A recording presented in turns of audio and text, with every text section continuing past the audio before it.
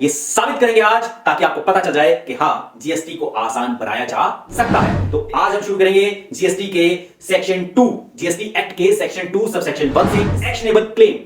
इतना टफ है कि जीएसटी डिपार्टमेंट ने उसकी एक्सप्लेनेशन के बारे में मतलब ज्यादा दिमाग ही नहीं लगाया। अब वो एक्ट है ट्रांसफर ऑफ प्रॉपर्टी एक्ट 1882।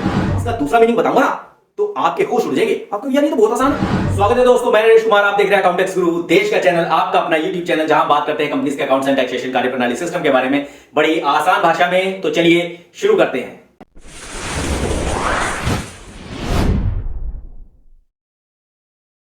दोस्तों, जैसा कि हमने आपसे प्रॉमिस किया था, हमारा जीएसटी का कोर्स स्टार्ट हो चुका है और आज पहला दिन है। तो आज हम आपको बताएंगे कि जीएसटी को आसान कैसे बनाया जाए। ये साबित करेंगे आज, ताकि आपको पता चल जाए कि हाँ, जीएसटी को आसान बनाया जा सकता है। देखिए, किसी भी चीज को समझने के लिए सबसे जरूरी होता है कि उसके बेसिक को समझना। इंग्लिश को सीखने से पहले उसकी ग्रामर को समझना होता है, ये आप सभी जानते हैं। हम भी कुछ ऐसा ही करने वाले हैं, जीएसटी की ग्रामर को समझने वाले हैं। इससे होगा क्या, उसके बाद आप बड़े से बड़े सेंटेंसेस जीएसटी में बड़ी आसानी से बना सकते हो और समझ भी सकते हो। देखिए, ग्रामर का सबसे पहला पार्ट क्या होता है, डिक्शनरी। डिक्शनरी में क्या होता है कि कुछ वर्ड होते हैं, उनके कुछ मीनिंग होते हैं, और डिक्शनरी दो तरह की होती है। एक इंग्लिश टू हिंदी के वर्ड लिखा है, उसका हिंदी में मीनिंग क्या है। दूसरी डिक्शनरी होती है, एक वर्ड लिखा है, उसका सेंटेंस क्या है, मतलब उस वर्ड की एक्सप्लेनेशन क्या है, उसका मीनिंग क्या है। तो हम उस वर्ड के मीनिंग को समझेंगे और जीएसटी में जो मीनिंग है वर्ड का, वो जीएसटी के सेक्शन 2 में दिया गया है। जीएसटी का सेक्शन 2 सारा का सारा मीनिंग से भरा हुआ है। तो आज हम शुरू करेंगे जीएसटी के सेक्शन 2, जीएसटी एक्ट के सेक्शन 2 सब सेक्शन 1 से। इस सब सेक्शन 1 में एक वर्ड दिया है, आप देखेंगे एक्शनेबल क्लेम। अब देखिए कितना टफ, समझ के देखिए, एक्शनेबल क्लेम कितना टफ है। इतना टफ है, इतना टफ है, आप पढ़ोगे ना, आपको पढ़ने के बाद आपको यार समझ में नहीं आया। नाम इतना टफ है, एक्शनेबल क्लेम। अब उसके बाद जीएसटी तो अपने आप ही टफ हो जाएगा। इतना टफ है कि जीएसटी डिपार्टमेंट ने उसकी एक्सप्लेनेशन के बारे में मतलब ज्यादा दिमाग ही नहीं लगाया, कह रहा यार बहुत टफ है, बहुत टफ है। कौन सोचे, कौन बनाए, कौन समझे। उसने कह दिया कि भाई हमारे बस का तो है नहीं, हम तो इसे वहां से उठाएंगे जहां इसके बारे में हमारे बड़े बुजुर्ग कह गए। अब बड़े बुजुर्ग क्या, एक्शनेबल क्लेम जीएसटी से पहले जिस भी लॉ में, जिस भी एक्ट में यूज होता था, इन्होंने वहां से उठाया। अब वो एक्ट है ट्रांसफर ऑफ प्रॉपर्टी एक्ट 1882। अब 1882 में एक एक्ट बना था, ट्रांसफर ऑफ प्रॉपर्टी एक्ट। उसके अंदर एक्शनेबल क्लेम का मीनिंग दिया हुआ था। तो इन्होंने ज्यादा दिमाग नहीं लगाया, क्योंकि जीएसटी वैसे ही टफ है और इसकी एक्सप्लेनेशन ना देकर के किसी दूसरे एक्ट पर डिपेंड होकर के इसे और ज्यादा टफ बना दिया। अब इसे आसान कैसे बनाया जाए, यह तो हो गई पुरानी बात, रोज की बात कि सर जी इसमें नया क्या है, जीएसटी तो टफ है ही। अब इसे आसान कैसे बनाओगे आप, आपने कहा था इसे आसान भाषा में, आसान मतलब आसान शब्दों में समझाओगे। अब मेन मुद्दे की बात करते हैं। आज का जो टॉपिक है, इसे आसान बनाना है, तो चलिए इसे आसान बनाते हैं। एक्शनेबल क्लेम को समझने के लिए ज्यादा दिमाग लगाने की जरूरत नहीं है। ये एक्शनेबल क्लेम एक टेक्निकल वर्ड है, ये मैं भी जानता हूं, बट ये आप अपनी डेली रूटीन में मतलब यूज करते हो, आपने कई बार सुना इसे। इसका दूसरा मीनिंग बताऊंगा ना तो आपके होश उड़ जाएंगे। आपको यार ये तो बहुत आसान है, हम तो कई बार सुन रहे हैं और बचपन से सुनते आए हैं। अच्छा, इसको एक्शनेबल क्लेम कहते हैं क्या? तो देखिए क्या होता है कि एक्शनेबल क्लेम का मतलब क्या है। देखिए, ट्रांसफर ऑफ प्रॉपर्टी एक्ट 1882 में सेक्शन 3 क्या कहता है, उसके अंदर इसकी डेफिनेशन दी हुई है। एक्शनेबल क्लेम का मतलब होता है अनसिक्योर्ड डेट्स। अब ये अनसिक्योर्ड डेट्स, ये और ज्यादा टफ हो गया। धीरे धीरे अभी इसको इजी बना दूंगा और आपको लो ये तो बिल्कुल इजी हो गया। ठीक है, अब अनसिक्योर्ड डेट्स की बात करते हैं। सेक्शन 3 ऑफ ये जो ट्रांसफर ऑफ प्रॉपर्टी एक्ट है ना, उसका सेक्शन 3 में ये बात लिखी हुई है कि एक्शनेबल क्लेम का मतलब होता है अनसिक्योर्ड डेट। अनसिक्योर्ड डेट का मतलब क्या होता है? अनसिक्योर्ड डेट को मैं अब आसान भाषा में समझाता हूं। देखिए, अनसिक्योर्ड डेट का मतलब है कि आपने अपने दोस्त को कुछ उधार दिया, या कह सकते हैं कि एक उधार लोन दे दिया। डेट मींस होता है उधार, लोन। यकीन ना हो तो डिक्शनरी में देख लो। डेट का मतलब होता है उधार, लोन। आपने अपने किसी दोस्त को उधार दे दिया, लोन दे दिया। और अनसिक्योर्ड का मतलब उसके बदले कुछ लिया नहीं, बस उसके भरोसे पर यारी दोस्ती भाईचारा दे दिया। कल ले यार तुझे 10,000 की जरूरत है, दोस्त ने कहा कि यार मुझे 10,000 की जरूरत है। आपने कहा यार मैं तेरा बड़ा भाई, ले 10,000, अपना बड़प्पन दिखाया, उसे 10,000 दे दी।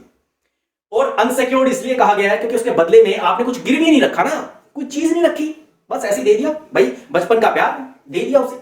अब मजेदार बात देखिए, ये कहानी मतलब ये किस्सा आपकी लाइफ में अक्सर होता है। आप किसी को भी उधार दे देते हो, इसी को डेट्स कहते हैं, उधार देने को। और अनसिक्योर्ड, बदले में कुछ गिरवी नहीं रखा, बिना कुछ गिरवी रखे मतलब सेफ नहीं है ना, सिक्योर नहीं है ना, अनसिक्योर है, आपने उसको दे दिया।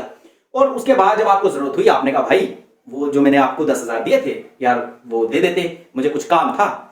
तो उस छोटे भाई ने जिसने आपसे लिया था वो तो टाल मटोल करने लगा, आज दूंगा कल दूंगा, आज दूंगा कल दूंगा। एक दिन कहने लगा कि भाई मेरे पास नहीं है। तेरे से जो होता हो तू उखाड़ ले, तेरे से जो होता हो तू उखाड़ ले, मेरे पास नहीं, कर ले, क्या करेगा। अब बचपन का प्यार, रिलेशन सब दांव पर लग गया। आपको अब पैसा तो चाहिए भाई, ये 10,000 रुपए तो चाहिए, आपको जरूरत है, आपकी जरूरत पूरी होगी इस 10,000 रुपए से। अब आप क्या करोगे? अब आप क्या करोगे? अब यहां पर एक्शनेबल क्लेम जो शब्द है ना, अब इसका यूज किया जाएगा।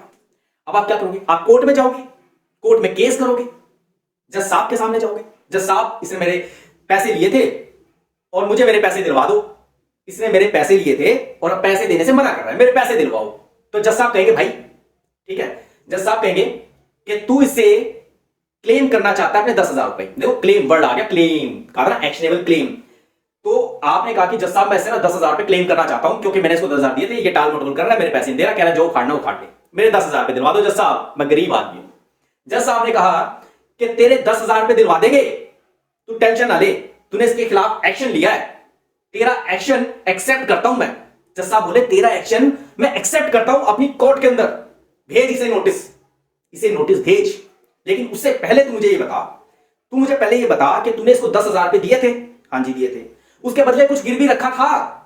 ना जी मैंने कुछ गिरवी नहीं रखा। यही गलती होगी बेटा, ये गलती होगी ना, तो इसीलिए तेरा जो तू क्लेम करना चाहता है ना 10,000 रुपए, तो इसीलिए तूने हमारी कोर्ट के अंदर केस डाला और तेरा केस हम एक्सेप्ट इसीलिए कर रहे हैं क्योंकि तूने गिरवी नहीं रखा, कुछ अनसिक्योर था, तेरा दिया हुआ डेट अनसिक्योर था, इसीलिए हम अपने कोर्ट में तेरे केस को एक्सेप्ट करते हैं, भेज नोटिस।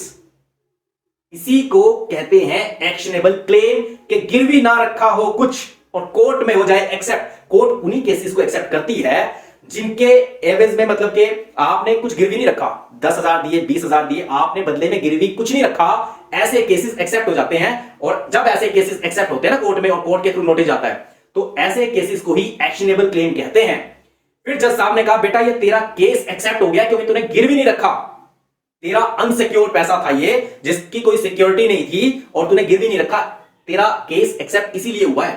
अब तू एक्शन ले सकता है, तू एक्शन ले सकता है, तेरा ये जो पैसा है ना तू उसे क्लेम कर सकता है और तेरा ये क्लेम एक्शनेबल क्लेम कहलाएगा, तू एक्शन ले सकता है। पर ध्यान रख, अगर तूने कुछ गिरवी रखा, अगर तूने कुछ गिरवी रखा, उसके बदले में तूने, मतलब कि जो 10,000 दिया उसके बदले में या तूने कोई डबल अमाउंट की कोई चीज गिरवी रख ली, या उसकी कोई बाइक गिरवी रख ली, या कोई गोल्ड की चेन गिरवी रख ली, तूने कुछ भी गिरवी रख लिया ना बेटा, कुछ भी, तो तेरा ये अनसिक्योर नहीं कहलाएगा, फिर तो तेरा सिक्योर हो गया।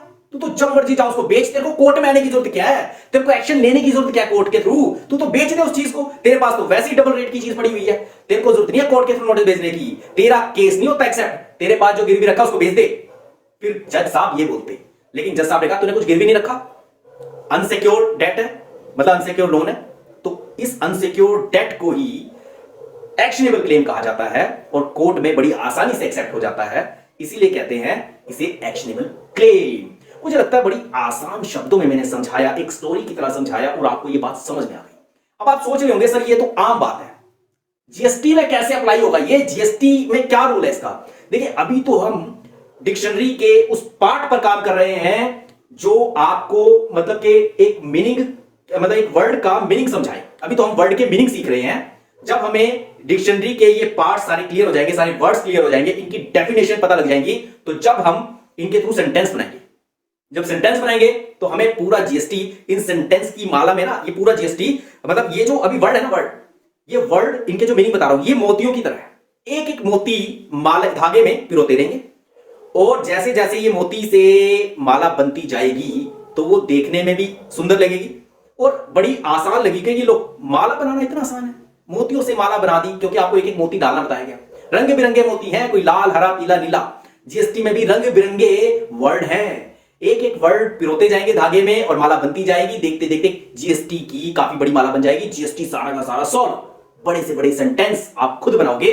आप पहले इन वर्ड को सीख लो, वर्ड के बाद सेंटेंस सीखेंगे, सेंटेंस के बाद पैराग्राफ सीखेंगे, पैराग्राफ के बाद स्टोरी सीखेंगे, स्टोरी के बाद धीरे धीरे पूरा जीएसटी आपकी मुट्ठी में और आप बन जाएंगे जीएसटी के एक्सपर्ट। देखिए, जितना भी मैंने आपको बताया है वो सब जीएसटी में कहां लिखा है, इसके लिए फटाफट से एक नजर डाल लेते हैं। सबसे पहले गूगल में लिखेंगे cbic.gov.in पर एंटर करेंगे। उसके बाद यहां पर ये देखिए जीएसटी और उसके बाद यहां पर ये एक्ट रूल लिखा हुआ है, इस पर क्लिक करेंगे। उसके बाद आप देखेंगे एक वेबसाइट ओपन हो गई है। इसके बाद यहां पर जीएसटी पर क्लिक करेंगे, एक्ट पर क्लिक करेंगे और यहां क्लिक करने के बाद आप देखेंगे कि ये है central goods and service tax act, मतलब सीजीएसटी एक्ट 2017। इसके अंदर ये डेफिनेशन है, सेक्शन 2 है जो लिखा हुआ सेक्शन 2, इस पर क्लिक करेंगे। सेक्शन 2 पर आने के बाद आप देखेंगे ये है सेक्शन 2 डेफिनेशन और उसके क्लोज 1 के अंदर देखिए क्लोज है, क्लोज की पहचान होती है वो सेमीकोलन से मतलब के खत्म होता है, तो ये यहां पर क्लोज 1 है। इस क्लोज 1 के अंदर क्या लिखा हुआ है, एक्शनेबल क्लेम, एक्शनेबल क्लेम, ठीक है। और ये जो एक्शनेबल क्लेम है इसकी कोई डेफिनेशन यहां पर नहीं दी हुई है, इसमें सीधा सीधा सा कहा गया shall have the same meaning, मतलब सेम मीनिंग होगा, ठीक है, सेम मीनिंग होगा as assign to in section 3, जो सेक्शन 3 में लिखा होगा of the transfer of property act 1882, जो 1882 के ट्रांसफर ऑफ प्रॉपर्टी एक्ट में लिखा गया है, ठीक है, वो सारा का सारा यहां पर एज इट इज आ जाएगा। ये 4 लिखा है, जो चौथा एक्ट था, ये जब 1882 में एक्ट बन रहे थे तो ये चौथा एक्ट था 1882 का, ठीक है।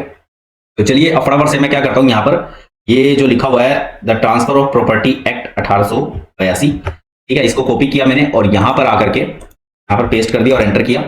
उसके बाद यहां पर आप देखोगे यहां पर ट्रांसफर ऑफ प्रॉपर्टी एक्ट आ गया है और ऐसे यहां पर ये लिखा हुआ है, अलग अलग जगह पर जहां मर्जी आप चेक कर सकते हो। तो यहां पर मैं क्लिक करता हूं पहले वाले पर, तो यहां पर ये एक्ट ओपन हो गया है, छोटा सा एक्ट है ट्रांसफर ऑफ प्रॉपर्टी एक्ट 1882। इसके अंदर ये 3rd जो सेक्शन दिया हुआ है, ठीक है, इंटरप्रिटेशन क्लोज की डेफिनेशन थोड़ा सा नीचे आके देखते हैं, ये इंडेक्स चल रहा है अभी, थोड़ा सा नीचे आएंगे, यहां से ये शुरू हो गया। अब यहाँ पर ये सेक्शन 1, फिर उसके बाद ये सेक्शन 1 के बाद यहाँ पर आ जाएगा आपका ये 3 है, यहाँ पर ये सेक्शन 2 आ गया है और उसके बाद हमारा आगे नेक्स्ट है ये सेक्शन 3, जिसके बारे में हम बात कर रहे थे। इसके अंदर आप जो पढ़ेंगे तो एक लाइन इसके अंदर लिखी हुई है, यहाँ पर ये देखिए, यहाँ पर एक लाइन अभी मैं आपको दिखाता हूँ लिखी हुई,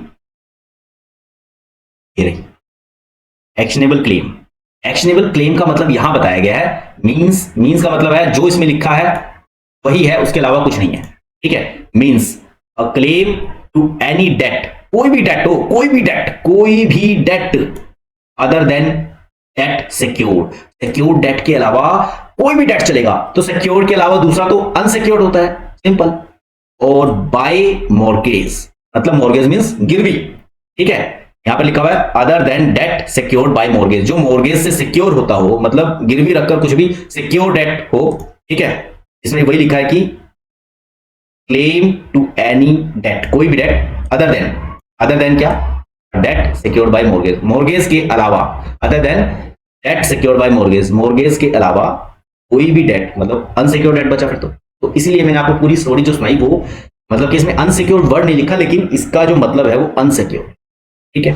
तो दोस्तों मुझे उम्मीद है आपको ये वीडियो बहुत बहुत बहुत पसंद आई होगी और मुझे पूरा विश्वास है आपने वीडियो को लाइक कमेंट और शेयर कर दिया होगा। इससे होगा क्या, जब भी हमारे YouTube चैनल पर हमारी कोई नई वीडियो आएगी ना, आपके अपने YouTube ब्राउजर में सबसे पहले देखने को मिलेगी। आपका अपने इस YouTube चैनल पर, आपके अपने YouTube चैनल पर अपना प्रेम प्यार बनाए रखने के लिए, अपना आशीर्वाद बनाए रखने के लिए आप सभी लोगों का तहे दिल से प्रेम पूर्वक बहुत बहुत धन्यवाद।